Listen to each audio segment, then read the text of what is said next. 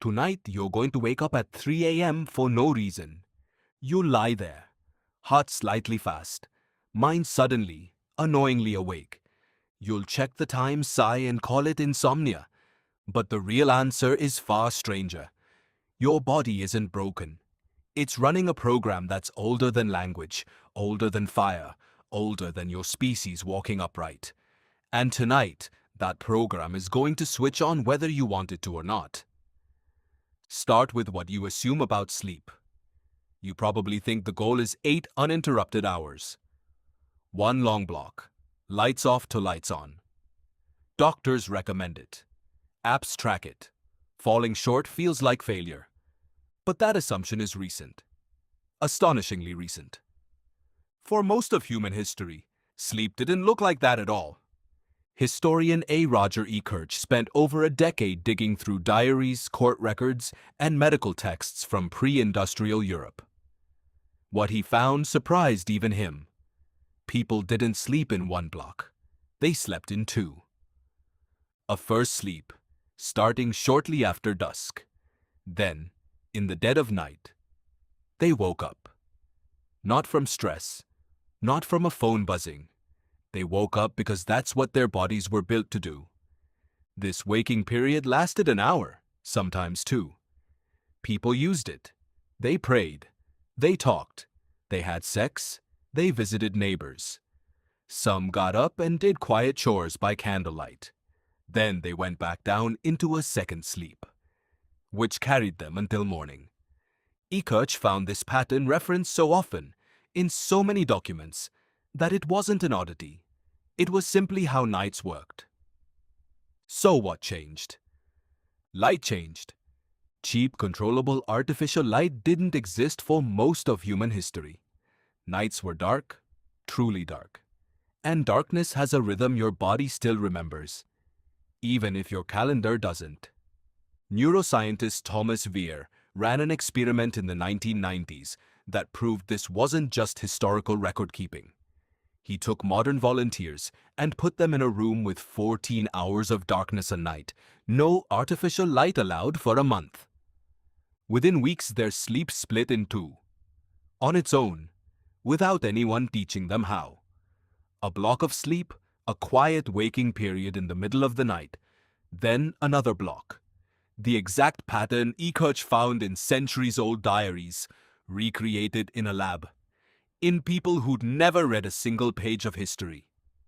Your biology didn't forget how to do this. It just hasn't had the dark to do it in. Now here's where it gets stranger. Why would waking up in the middle of the night be useful at all? Wouldn't evolution favor uninterrupted, efficient sleep? You'd think so. But sleep isn't free. Every hour spent unconscious is an hour you're not watching for danger. And for almost the entire span of human existence, nighttime was when danger arrived. Predators hunt at night. Rival groups raid at night. Fire spreads at night while everyone's unconscious to stop it. A species that sleeps in one deep, unbroken block all night is a species that's vulnerable for hours at a stretch, with nobody on watch. So evolutionary anthropologists have proposed something called the Sentinel Hypothesis. The idea, studied by researchers like David Sampson, is that staggered, broken sleep wasn't a flaw. It was a survival strategy. If everyone in a group sleeps slightly differently, some falling asleep earlier, some waking earlier, some drifting in and out through the night, then at almost any given moment, someone in the group is awake, watching, listening. Sampson studied modern hunter-gatherer groups, the Hadza in Tanzania, to test this. He tracked their sleep with wrist monitors for weeks. The result? Across more than 200 hours of nighttime observation, there was almost no moment where every single person was asleep at once. On average, someone was awake nearly every minute of the night. Not because they were bad sleepers, because their staggered, segmented sleep created a rolling night watch, a built-in security system made of nothing but slightly different circadian rhythms. Your ancestors weren't sleeping badly. They were sleeping as a team. That brings us to your 3 a.m. wake-up. Sleep researcher Jerome Siegel studied groups who still live without electricity, without artificial light, without temperature-controlled bedrooms. The San in Namibia, the Simane in Bolivia, groups whose nightly environment looks far closer to ancestral conditions than yours does. He found something remarkable. Insomnia, as Western medicine defines it, the dread, the anxiety, the frustration of being awake at night, was essentially absent. The San didn't even have a word for it. They still woke during the night. That part didn't change. What was missing was the panic about it. Why? Siegel's data pointed to temperature. In these groups, sleep tracked the natural drop in nighttime temperature, falling as it got colder, and people woke right around when temperatures bottomed out, just before dawn began warming things again. Waking at that point wasn't a malfunction. It was the body following an ancient, reliable signal, a signal as old as nights themselves. So when you wake up at 3 a.m., heart a little fast, mind suddenly alert, you're not malfunctioning. You're running version 1 of a program that's been running in your lineage for hundreds of thousands of years. A rolling watch shift. A check-in. A moment your ancestors' bodies built in, on purpose, every single night. The problem isn't the waking. The problem is what happens after. Your ancestors woke into a dark room, a quiet camp, maybe the low murmur of someone else also awake.